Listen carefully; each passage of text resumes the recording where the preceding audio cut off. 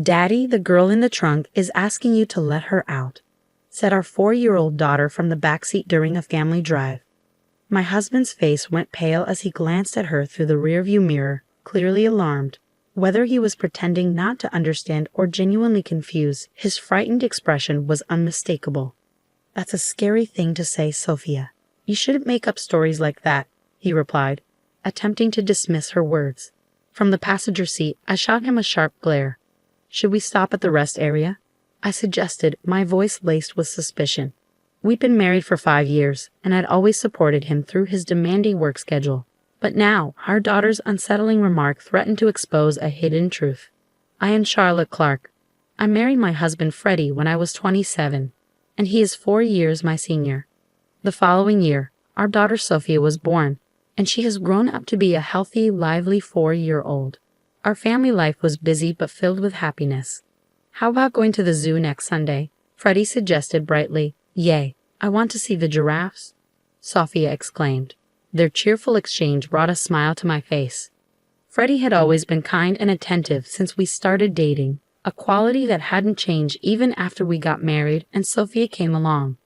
On his days off, he loved spending time with us, taking part in family activities with enthusiasm. I often found myself thinking how lucky I was to have such a devoted husband and father for our daughter. Little did I know, these peaceful days were about to be disrupted.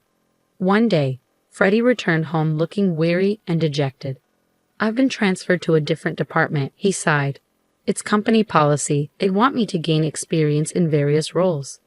Unfortunately, this new department was known for being the busiest, which meant Freddie would have less time to spend with us. "Daddy, does that mean you won't play with me anymore?" Sophia asked, her eyes filled with concern. "I'll try my best to make time, sweetheart. We'll go to the zoo again soon," he'd assured her, stroking her hair gently. Watching them, I felt a pang of sadness. The thought of losing our precious family time was disheartening. But I knew Freddie was the one facing the biggest challenge, adjusting to his new responsibilities. "Please don't overwork yourself," I urged him. Freddie had a tendency to throw himself completely into his work, and I worried about him burning out. Unfortunately, my fears soon proved valid. For the first few weeks, Freddie managed to juggle his work commitments while still spending time with us. But about a month later, his time at home diminished drastically. He began working late into the night, often missing Sophia's bedtime, and started attending more client dinners and events, even on weekends. "Hey, can you take a day off next Sunday? Sophia misses you, and you've been working too hard lately," I pleaded one evening. "Who do you think I'm doing all this for?" he snapped, irritation creeping into his voice. "Do you want me to skip meetings and risk getting fired?" "That's not what I meant," I replied, feeling defensive. "I'm just worried about you." "That's none of your business," he retorted. "Just make sure you have money ready for next week's client dinner." Freddie's mounting stress made him irritable, and he started taking out his frustrations on me. His spending also increased significantly, justified as necessary for client entertainment, but it was beginning to strain our finances. I knew his previous kindness, and seeing this change in him was disheartening. I was more worried than frustrated about Freddie's current tense demeanor. I really needed to find a way to get him to take a break before he collapsed from overwork.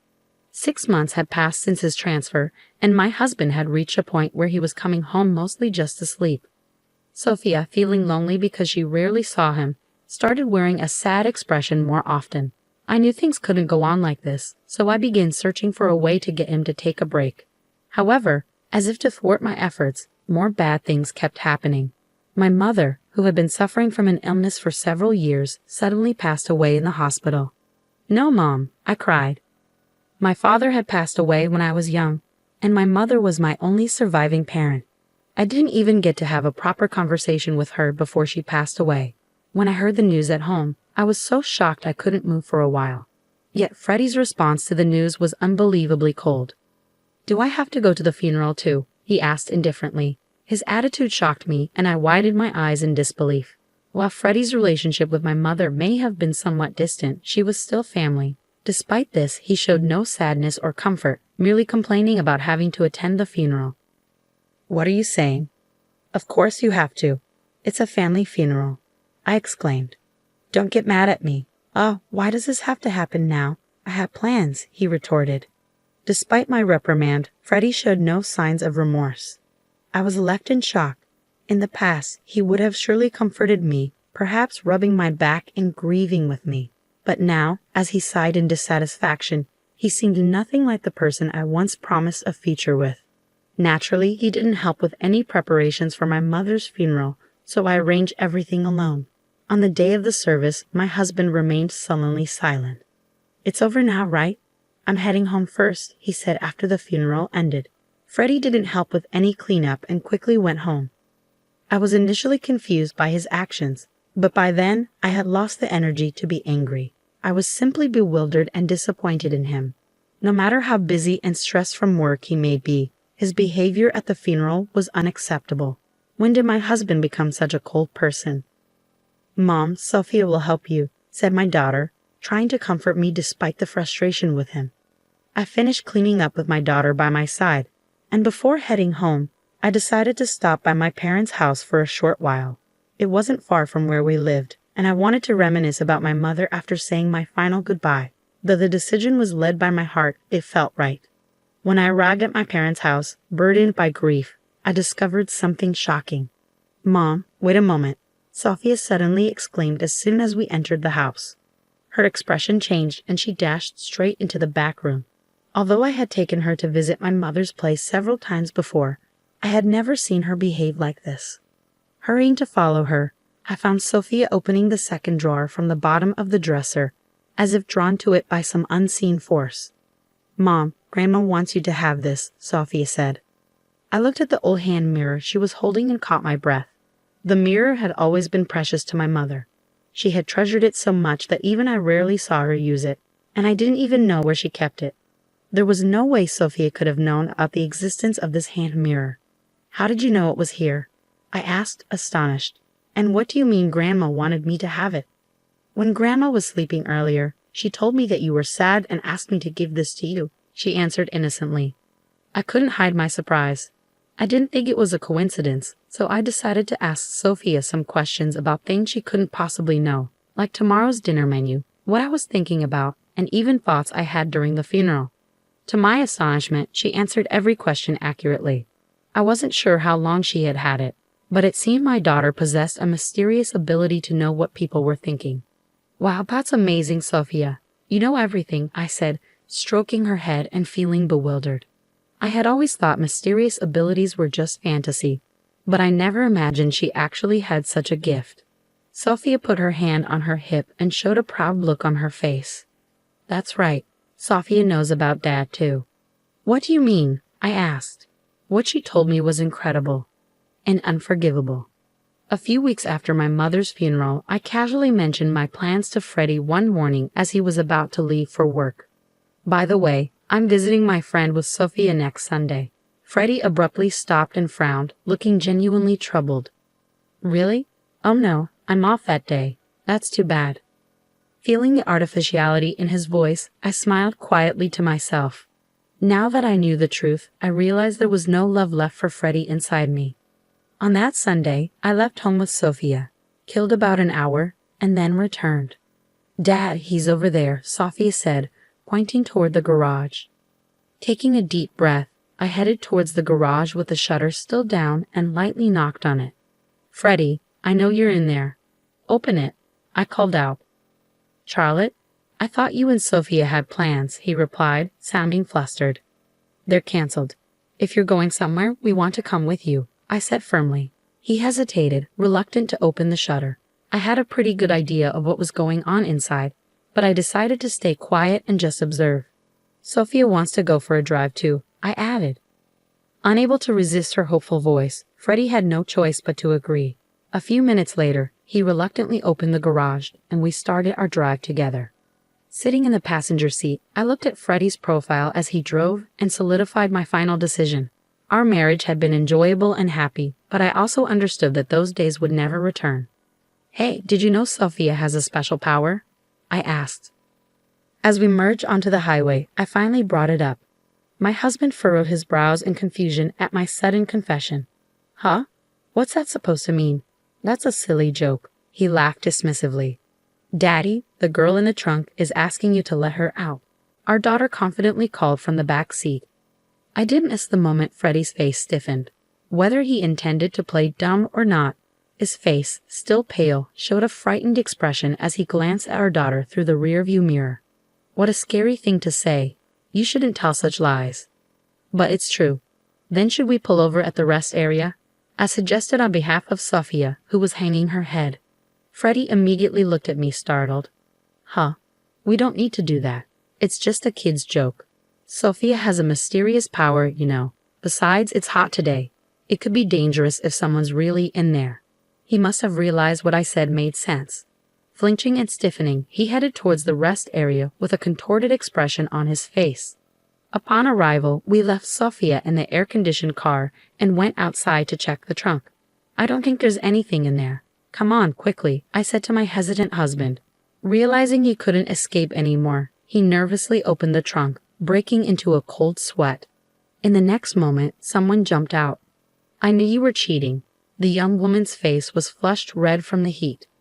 Yes, it turned out that while Sophia and I were out, Freddie had been cheating with her at our home. Probably just as they were about to go for a drive, we came back unexpectedly, so he had no choice but to hide her in the trunk. No, it's not like that. She's a colleague from work. We were just working together, Freddie stammered, shaking his head nervously. Working together? In the trunk? I chuckled at the blatant and ridiculous lie while standing firm. Taking a piece of copy paper from my bag, I showed it to them. And what is this? It says, let's go on a drive date on Sunday. As the woman and Freddie looked at the paper, they turned pale. Their lovey-dovey email exchanges were printed on it. Thanks to Sophia, I had found out everything. On the day of my mother's funeral, at my parents' house, my daughter had confided in me. Daddy has been spending a lot of time with Scarlett lately. I'm sad because Scarlett is taking Daddy away from me. Just having witnessed Sophia's power, what she said made me suspicious, so I decided to investigate my husband for a while.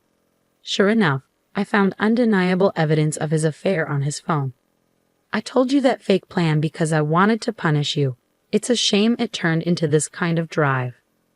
Hey, it's unfair to look through my phone without permission, Freddie protested, shaking his body. His absurd remark made me burst into laughter. I had thought he was just too busy to come home, but most likely, during that time, he was with his affair partner, Scarlett. He probably used the expenses for dates with her. Despite all the complaints and taking it out on me, who exactly was being unfair here? By the way, I've been recording everything since earlier, I said, recalling all the grievances. I took out my phone from my breast pocket. I expected this would happen, so I secretly pressed the record button to capture evidence since we got into the car. And the evidence I've gathered isn't just messages and this video. I didn't tell you, but I also had hidden cameras in the house and garage. Scarlett, I know everything about you too. Under my successive attacks, they both turned white as sheets. I was furious with Freddie, but I couldn't forgive Scarlett either. So I thoroughly investigated and managed to identify her.